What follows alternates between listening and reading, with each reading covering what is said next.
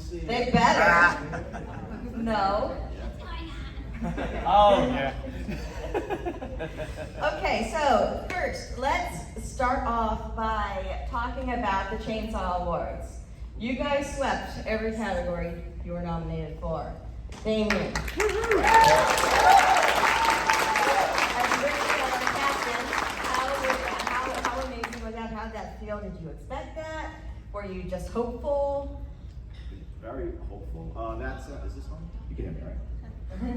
Yeah, that was amazing, seriously amazing. And if you saw it in my speech, it was pretty cool because when I was a kid, I'm sure a lot of you know this, that I discovered this VHS tape called Screen Greats about Tom Savini, and it was produced by Fangoria. So it was like kind of a really cool full circle moment that it's the Fangoria Chainsaw Awards, and now I'm accepting an award for makeup effects, and I got to dedicate it to Tom Savini, and then he called me up thanking me, so it was the coolest experience ever.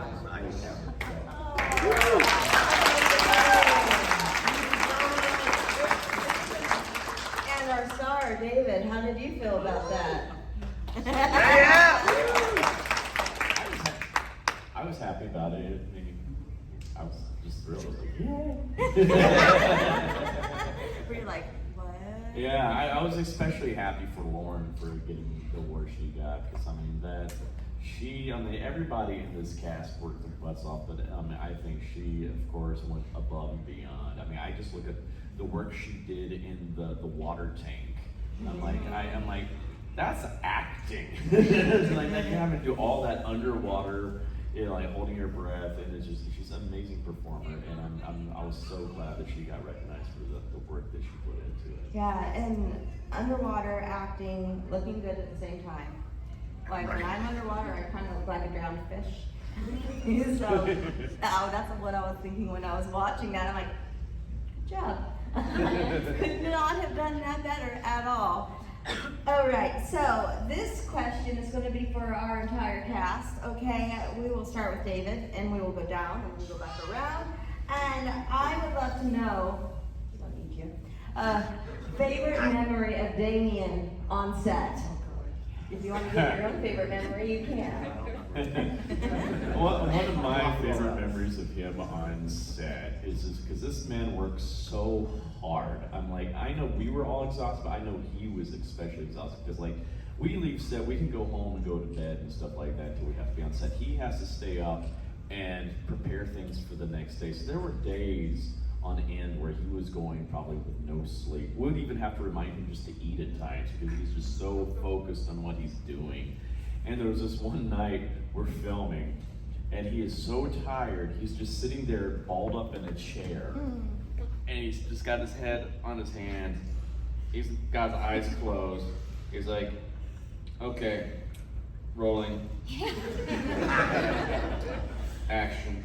And the scene goes on. He hasn't moved.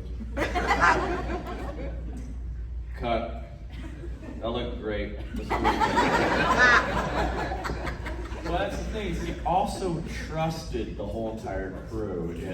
If things were wrong, they would have let him know. But he had to have that little break right there just to rest just a little bit. Your brain reset. Yeah.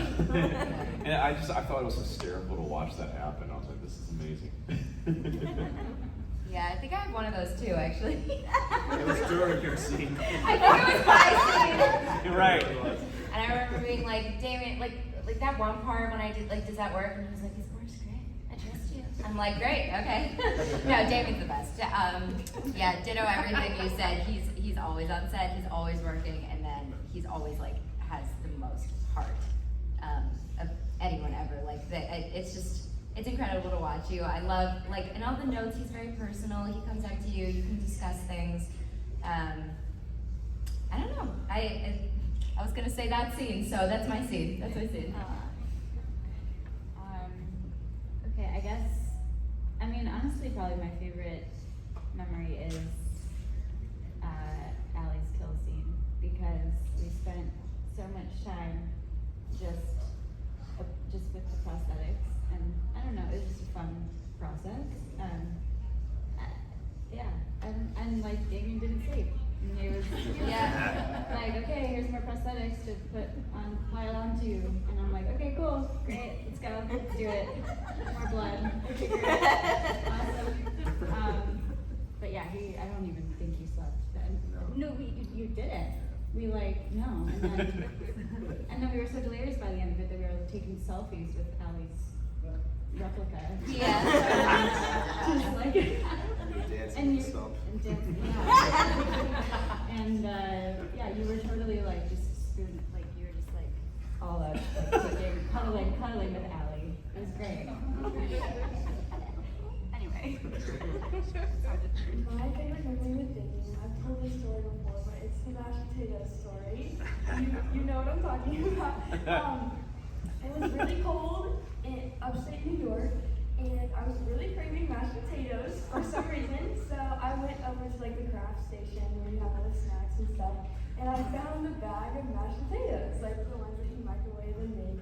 So I told my mom that I wanted them, and we cooked me up my mashed potatoes and served them up, and I was eating them, and Damien comes in and he's like, "Where are the props? We need the props." And we realized that he needed the mashed potatoes for the scene. I had eaten the mashed potatoes. So I was very embarrassed, but we admitted it, and he was super sweet about it, which is what I love about him. He's so chill. To her face, anyway. That went in the other room. Yeah. He went and got more, but yeah, I ate the props. Well, I saw her sitting there just chowing down on them. I was like, those look good. They were delicious. Everything is great, right? You got Anyway, well, I feel like when we were shooting it so long ago, it was 2015. Part one. Yeah, part one. Because I really didn't have many days on part two, but I think I'm gonna go with my gut just because most of it is fever dream. I don't really remember much of it. So very low budget and very cold. You're definitely sleeping for some of the scenes. But no, my favorite was with David and you when we had a little bit of a break. We're waiting for the two people to put up lights, which took 10 hours, and it should have taken 1 hour. And we were all riding on the bike. Oh yeah. Oh. Because David he was riding a little bike, and then it's just nothing is funnier and weirder when you're exhausted and seeing two grown men, full-size men, getting on a tiny little bike. It's just at 4 a.m. in the morning. But yeah, I feel like that's more of a very sweet memory that I have. But yeah, we had a lot of fun. It was a fever dream. Flashy. I think just the spontaneous laughter, very much of what's happening right now. There were just moments we couldn't get through scenes because someone would start laughing, and then it was an hour later. Draw. Damien can't say drawer. Draw, yeah, draw. He says draw. Good job. Sal, open the draw. Open the draw. But I wrote it in the script. In the script. So in the script, I was like, "Are you trying to say drawer?" And he was like, "Yeah, draw." But in the script, it's D-R-A-W.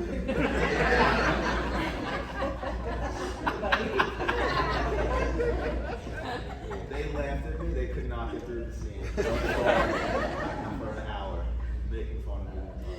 Is it the kitchen scene? Yeah, that one was tough because we couldn't get through I it. got a lot of funny behind the scenes YouTube. We did lose it. It was 3 in the morning.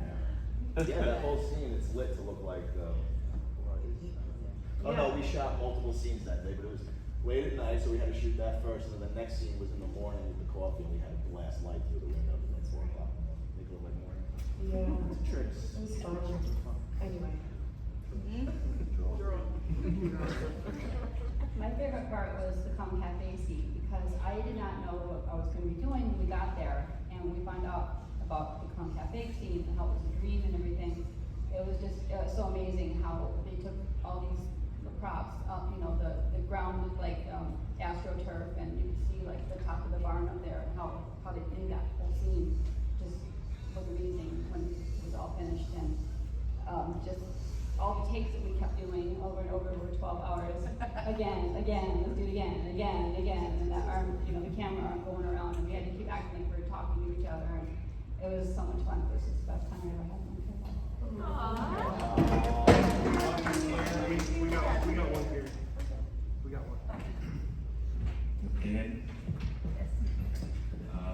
so I didn't even know what I was getting myself into when I first got there.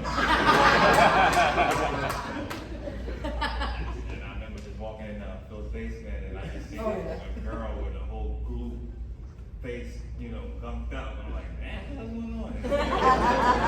You're next. Okay, so then they explain what's going on.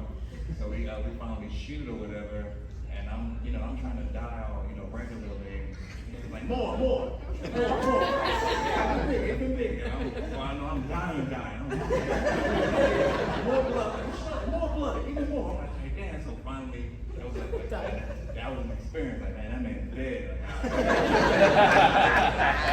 I go, I started living life, and then I get a call from Damien. He was like, you got one more in you? I'm like, what the yeah, we're gonna do it one more time. Like, you're kidding. We get up there, and what I appreciate, Damien was so down, like, he did everything. He had the rug rung in, and I'm trying to get the right spot, and we're trying to match it up to be so perfect. Damien, like, watch out, he gets up, he gets down, like, he's in my position while they're trying to frame it up and everything. He's down and dirty with it, blood all over him. Like, it's got to go. And we got it right, and you got what you see.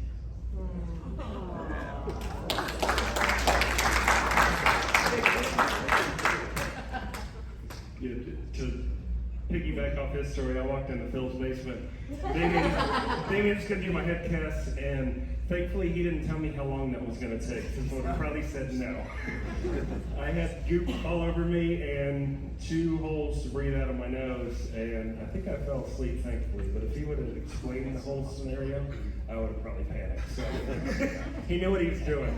But y'all don't know, like in the Clown Cafe scene, we were all getting blood shot out of us. Like most of the time, Damien was down on the ground with a blood tube in his mouth, spraying blood out. He wasn't over there like sitting in a chair behind the thing directing. Like he was down and dirty, like Jonathan was saying. So, but we went back up to reshoot the my head scene, and the barn was like 10 degrees, and Damien with being a perfectionist and his vision, we did that like 3 or 4 times, and I just remember like on the last 2, Phil, because every time my head cast would get full of blood, and Damien would have to wipe it all off and repaint it, and finally Phil at the end, he's like, get the fucking shot! Get the fucking shot! It's so cool! Get the fucking shot! It was so funny. So anyway, I appreciate everything. So before we get to our next panelist's answer, we didn't get to give her a proper welcome. So can we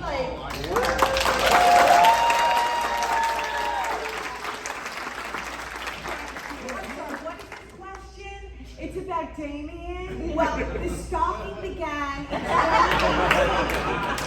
I remember it well, and that's why I'm so many feet away from him. You want to know my story? I came in the morning, I didn't know what the fuck I was doing. They're like, hey, you're going to be yelling at a lot of kids. And I was like, okay, I got this. So they give me the script, and the first line is, what's going on? And I'm like, all right, I got this, I can do it. I think about 27 times later, I looked at him and I said, Damien, like, am I doing something wrong? I don't really know. Like, oh no, we're just laughing our asses off. We're like, really serious.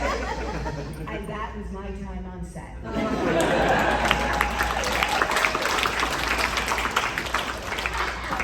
What's up, everybody? Here we go.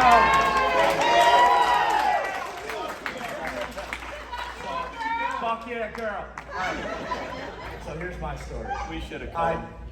I flew into New Jersey. I was so nervous. I get there. I see Damien on set of the nightclub, and Damien says to me, "Are you ready? Are you ready?" I said, "Yes, I'm ready. Let's do this." So I thought he was maybe going to shoot it right away. So now, Mike Levy says, "We need dancers," and right away I'm like, "Oh no," because I don't dance. And I'm like, "Oh shit!" And I like walked away, and Mike Levy said, "I want you to go dance." And I'm like, "Fuck, I have to dance." Then I go up to Damien and say, "Damien, I dance like fucking Big Bird, bro." So I get through it, I toughed it out. It's now Tuesday. Damien said, you ready? Now I'm even more nervous. I'm like, I'm ready. No shooting. Now it's Wednesday. Now I'm sweating. I can't sleep. Now it's Wednesday. Same thing again. Damien, what's up? We shooting? He's like, yeah, you ready? You ready? Yeah, let's do it. Now it's Thursday. I'm like, what the fuck? So now it's Friday, the last day shooting. He said, are you finally ready? And I said, yes, let's do this. He comes up and he says, I just want to give you a heads up. It's George's shooting on a Steadicam. If you fuck up, we gotta shoot it all over again. So thank you, Damien. We got a couple takes. I love you, Indiana. Fuck that girl.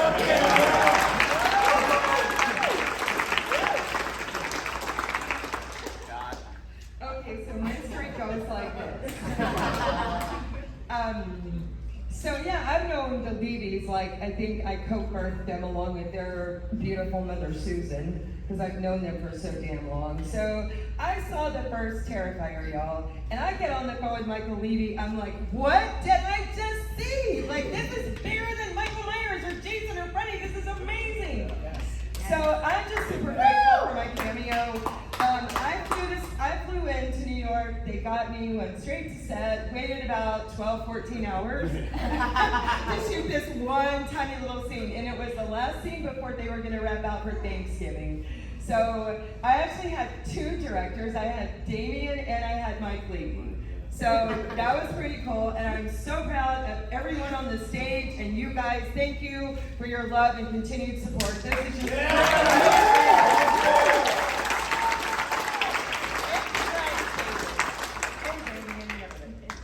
I have one more question for Damien before we turn it over to the audience. And that is, Damien, we got a Nakey David in parts 1 and part 2. Are we going to get a Nakey David in part 3? No spoilers. But we will be waiting. I'm sorry. You love it! No, you don't. Papa Gore. That's why people are puking and passing out.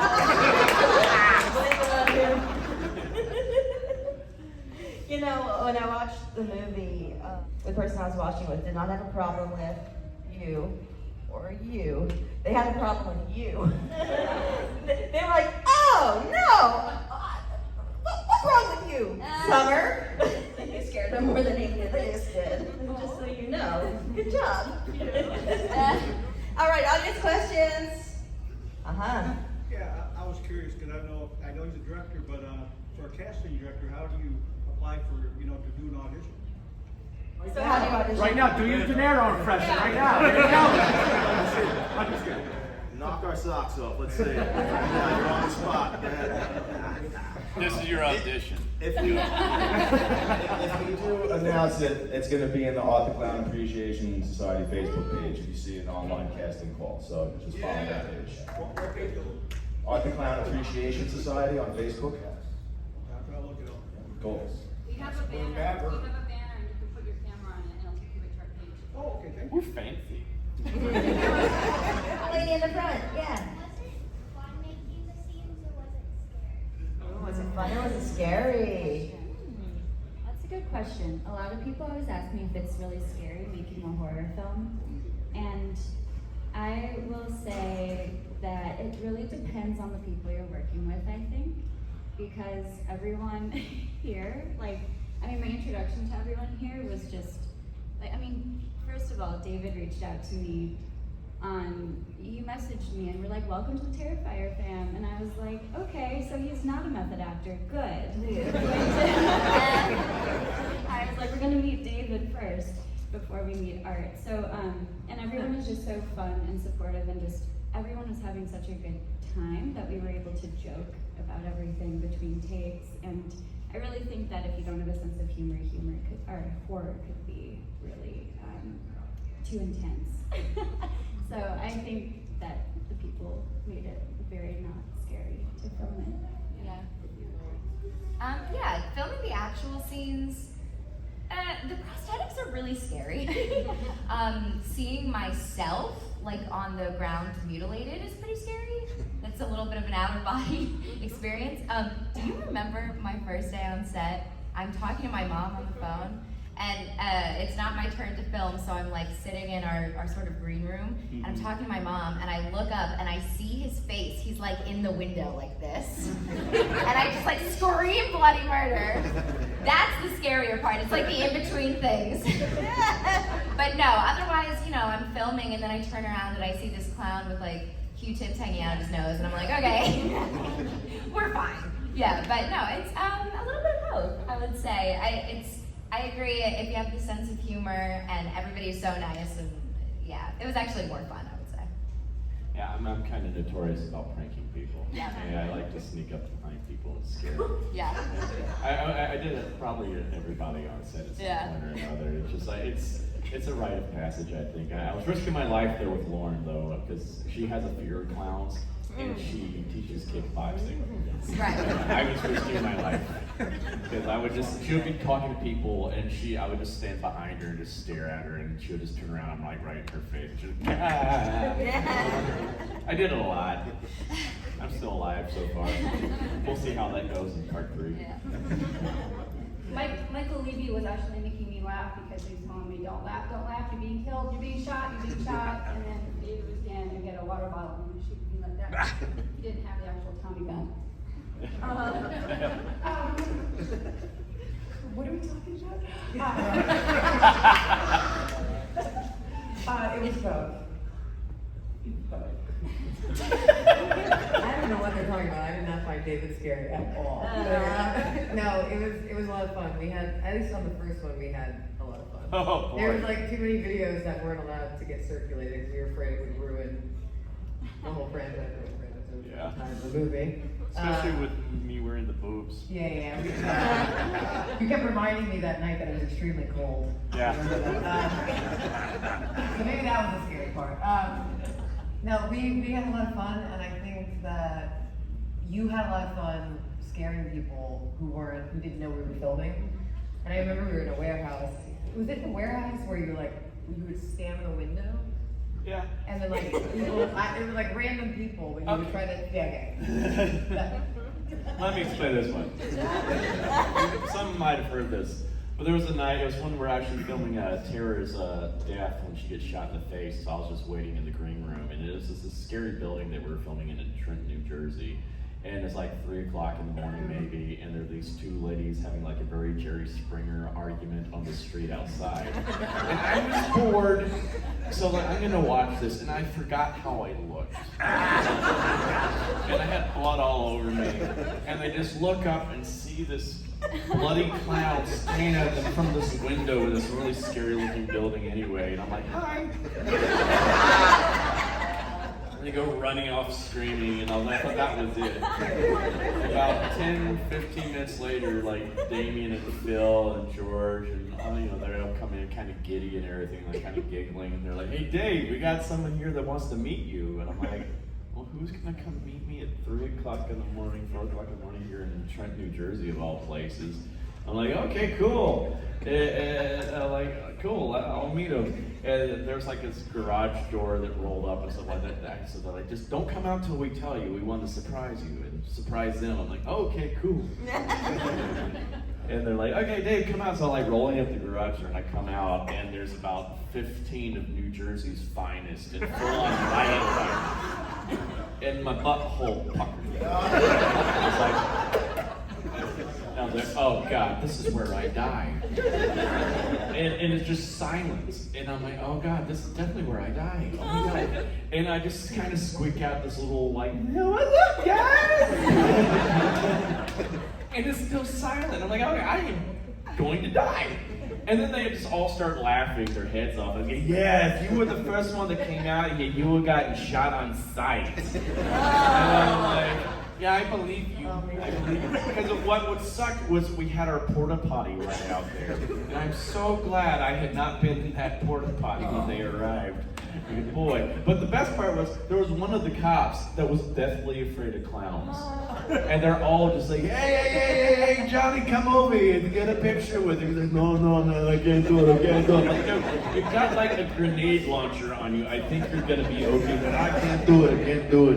And then like another one of them, because we were telling them we're shooting a scene where we're using a gun and stuff like that. Like, oh, okay. And they're like, hey, You guys need like a body or anything like that? We got a few down at the station right now if you need one. And I'm like, where are we shooting? That was a fun night. But I'd like to do that at times. Like when we're filming it, Abracadabra in part 2, where we were racing the sun at this point, and so it's like sunlight was coming through, people on their way to work in New York City, and it's this part where I go over and change the sign over from open to close. And while I'm doing it, one take, this one guy was walking by and stopped and saw me in the window, and he just stops and freezes. And I just went along with it. I was like,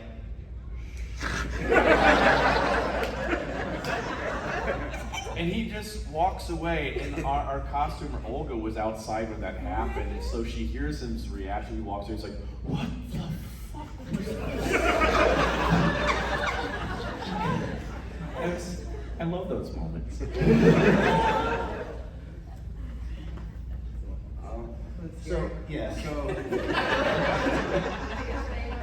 It's never as scary filming it as the final product, because filmmaking is so technical, and it's mainly this. It's everybody just sitting around joking, talking, while cameras and lights are being set up, and then when it's time to shoot the scene, it's just a little tiny puzzle piece, like you shoot it like a giant puzzle. So you're only filming for like 20 seconds, 30 seconds, unless it's a long dialogue scene, then you'll shoot the whole thing. So it's all these little tiny pieces, so you don't have really time to get scared of Art doing his thing, and there's no scary music, there's no sound effects. So it's not until you put it all together in the editing room, you put the music in, and that's when the bedroom scene becomes the bedroom scene. But if you're watching it, it's just technical work that you're trying to do piece by piece. So it's all very fun. I was scared at first. The first day on set, when I was going to meet David, I was very scared. I was 11 at the time, so I was really nervous, but I ended up meeting him, and he was like so sweet, and he's so funny that it wasn't even that scary anymore. I remember being in like one of the little green rooms, and David was getting his makeup done and getting his prosthetics on, and I was like staring at him from across the room, and I didn't know that he could see me during his like makeup. So I was like death staring him, and he looks at me and he's like, hi, but I was like really looking at him. Aww. But yeah, he's so sweet. I love him.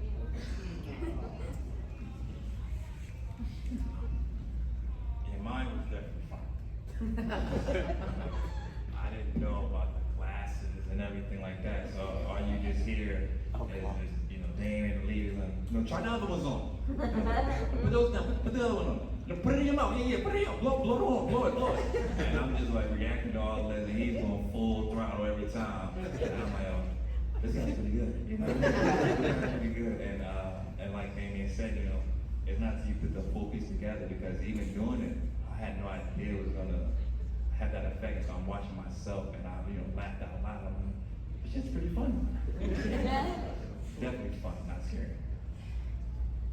Yeah, just a blast. I think the funniest thing for me was whenever David was shooting the Tommy gun in the barn, Jason, the sound guy over there, had to record the audio, and the look on his face from how loud that was the funniest thing for me. Jason should have walked off that day. Felt bad for him. No, it's never been scary. I started at 13, and I look at Amelie, and I'm like, and I was killing kids at camp, and it never got scary. Always fun. The only thing I was really scared about is that my mom, who's 75 years old, was going to go see the movie, and I got really nervous, and we just lost my dad at the time, so she was just like, I have to go. Damien sent her a video and said, I just want to pre-warn you ahead of time. But the one thing that was super awesome is I said, just remember, like, this guy and all his crew, they're making these effects, they're making the blood. So she went in like that saying, wow, that was so cool, like Damien and his crew did that. So it eased the pain for her, and she loved it. She watched it probably 10 times already, so. Aww. Then again, she probably went to an hour and 15-minute part, but anyway. So yeah, I did Halloween 5 when I was 20, and we did something back then that no way in hell anyone could get away with today. We actually had real weapons on set.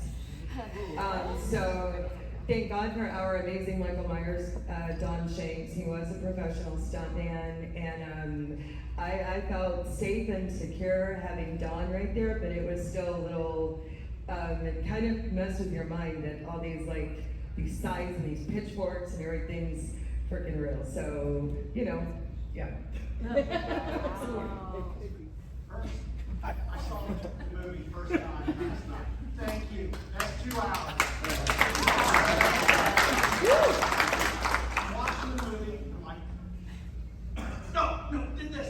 What? This is great. You get to the part where you pull out a gun. The first movie.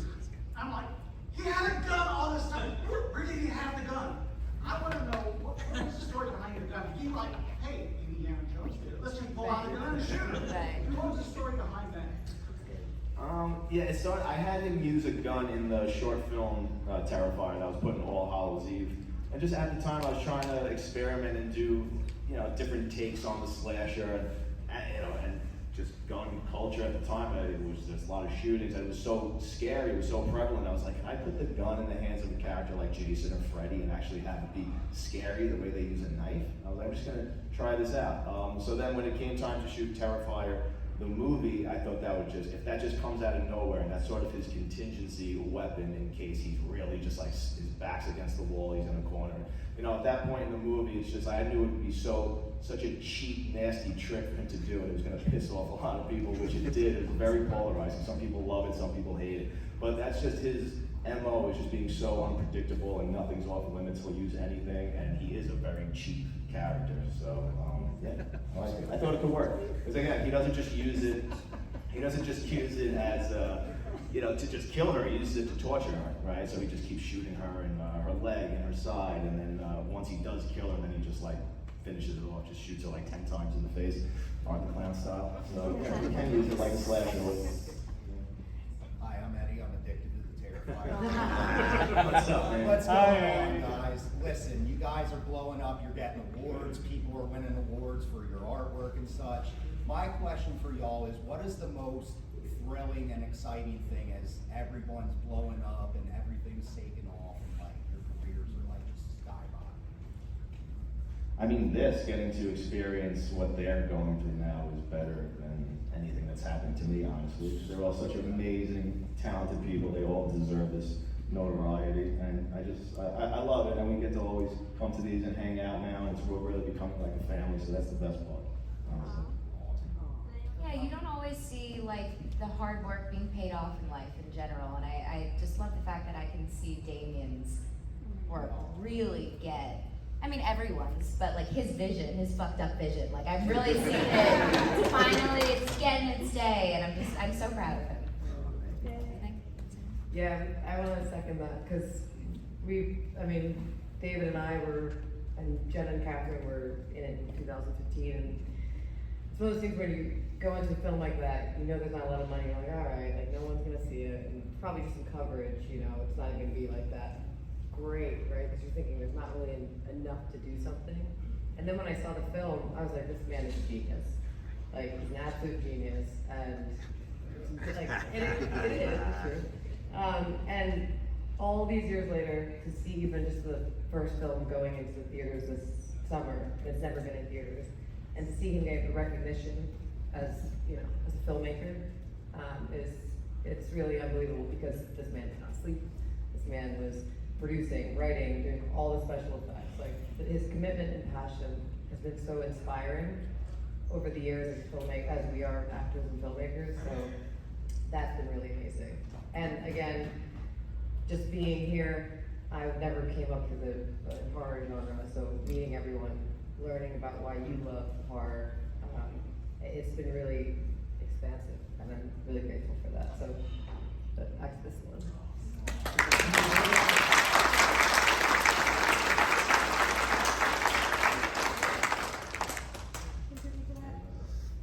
I just want to say, Damien is unbelievable.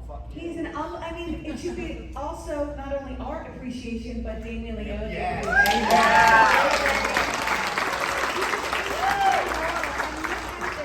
at everyone and how much they love you and what you created. Yeah, it's true. All the glasses and the, respect and the love. We love you, Damien.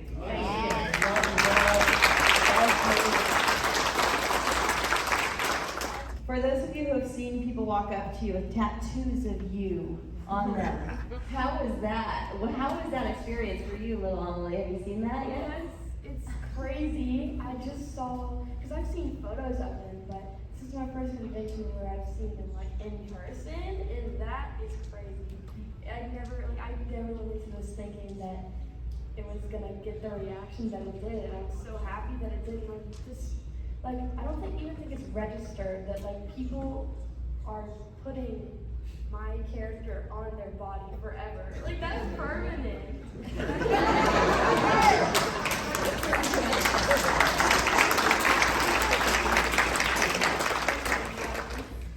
Yeah, again, look how amazing that tattoo is right here in this dude's guy. That's the coolest thing. I think that's the first Allie tattoo, right? Yeah, incredible. Again, literally, like she said, none of this ever really sinks in. Every time I see one, it's very surreal, and it's just the coolest honor ever. You know, my little like 7-year-old horror fan inside just goes crazy every time he sees that. So it's the coolest thing ever, and we're so grateful, so honored to be in this position, and that's why we're always just going to keep trying so hard not to let you down, and the next one's going to be fucking amazing.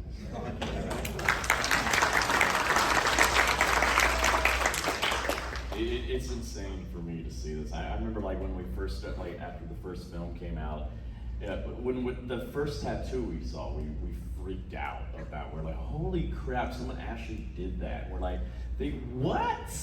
And then we used to try to like post every single time there was a and it got so overwhelming.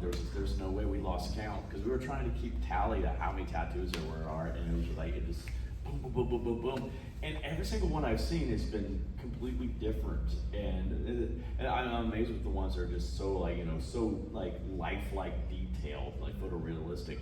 And then you see some really creative ones too. Now, there's one I saw up in Canada. I don't want to say what it was, but it was almost like they had a premonition of what we might be doing in future films. So it was like, oh my God, you're gonna be very happy one day. But I mean, it just boggles my mind. There was even someone that actually had a tattoo of my actual face. I'm like, what? No, not as art, but me. I'm like, oh no. You're gonna have that on your body for the rest of your life. Like, I don't even want my own face on my own body. Crazy. Thank you. But it's that kind of dedication. It's just like, that's a true fan right there, where they love the character that much that they want to have it on it. Like when I've seen Art's face next to like someone's got a whole entire sleeve of all these horror icons, and I see Art right next to Freddy and Jason and Michael Myers and Chucky, I'm just like, holy crap, that's like the Mount Rushmore of horror to me. And so for people to think that he's worthy of being up there with those guys, that just floors me. So I'm very honored. Can we take it back and talk to Tamara and Felissa, because they've seen themselves on people's bodies many times, right? My first con was Horror Hound Cincinnati in 2013. And I didn't know what in the world I was getting myself into. I mean, I'm just a little redneck girl from Arkansas, and all these people are walking around in body paint, and I mean, everybody was having, like, vibing it up. And so, one of my biggest fans comes up to me with his wife, and he got the Samantha stuff, and then he wanted my autograph right under it. And I'm like looking at the wife going, are you sure this is, no, it's fine, it's fine. I'm like, this is just a little uncomfortable. So the next day he comes back, I do the signature, and he comes back, with it added to like my base. And then like 6 months or a year after, I'm sorry to laugh, but they got a divorce. And sorry about that, y'all. It's just a little weird when people are walking around with your character on. Yeah. It's just amazing. I mean, it's really beautiful to see someone love a character and embrace it the way they do in ink is just magical. I mean, it's really special. And each and every time I see an Angela face, or they ask for the autograph, like Tam said, it's It's very special, and I greatly appreciate it. And I have so much gratitude. Just to be here on this panel is amazing to me. Thank you for having me. I have to jump into this. This is fun. First of all, I just want to say, look at who I'm sitting next to. My childhood crush. I'm like, this is what Terrifier has done for me. I mean, look at this. So, but I want to say this because Selfie Guy Nation is went crazy. I have signed an arm for an autograph. Now, it freaked me out. I said, dude, are you sure? And it's like, fuck yeah, girl. I was like, fuck yeah, let's do it. What freaks me out is a lot of people cosplay me. I swear to you, I was in Las Vegas partying at a casino and someone went up and they were legitly walking around with Selfie Guy stuff. I'm like, dude, oh my God. He was like, oh my God. So I think every one of you guys are awesome. Terrifier fans with respect.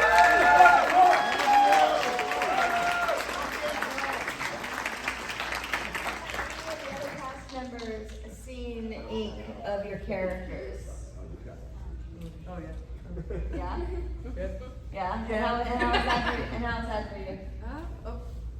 I mean, it's awesome. I mean, I have tattoos. I fucking love tattoos. I think it's I don't know, it's a representation of who I am, and it's always an honor. But it's an honor playing the character. It's an honor being a part of the Terrifier family. Yeah, and yeah, it's awesome. Yeah. Not weird. Sick. Can't wait to see more one day. Ollie, what did your parents think about when you were cast for this role? My mom gets asked this question all the time. Everyone comes up and they're like, why did you do this to your child? I mean, a lot of people think that I was involved in a lot of the gore, but when we filmed it, like, I didn't see anything. Damien was good about like not putting all that around me, but yeah, my parents are really supportive of it and always there for me and flying me out to these conventions. My mom's like always right beside me, and even when we were filming in New York, she was right there. So yeah, very, very supportive. Both of them are.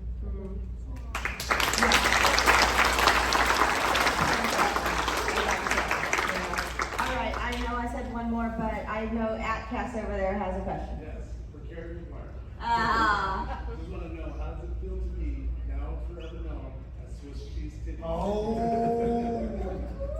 It's pretty amazing, actually. It's pretty amazing, thank you. I've been signing it on my autographs all weekend long, and it's pretty funny. All right, I have one more wrap-up question for y'all. It's for a selfie guy. Can we get a fucking selfie? Yeah, let's go. And after we do that, don't go anywhere. We're gonna clear this out, and we want to take your photo. I'm running.